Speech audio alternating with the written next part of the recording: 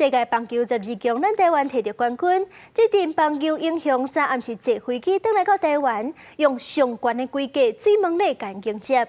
不过这入境的动线煞是乱糟糟，因在翕相的时阵，甚至搁互客去边啊。网友看袂过，批评讲袂使安尼对待英雄。中华队伫世界棒球12强的比赛摕到冠军，转变是欢喜甲。这队员回国，规旁的球迷是拢食活过。现场的动线是不了乱，大家做伙翕相的时阵，有一寡穿卫衫、免税店的干部，硬钱去副总统萧美琴的分数边。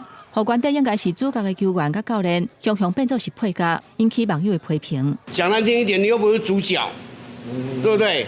啊，你主角的人本来就应该切前面的啊，你们配角如果要点一下，也是在旁边嘛。就都可以啊，就看球员自身会不会感到反感这样子，尊重选手当下的心情嘛。就是回国的时候，可能就都已经很累了，可能就会想要早点去休息之类的。大家其实都就是关注这个球赛，然后就是也很开心，中华队就是世界冠军，所以我觉得大家其实也是因为太兴奋了，先规划好这个动线的话，可能会更好啊。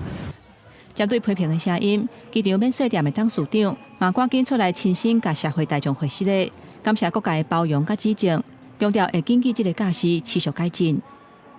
我们没有妥善的安排，以至于球员还有教练团受到干扰。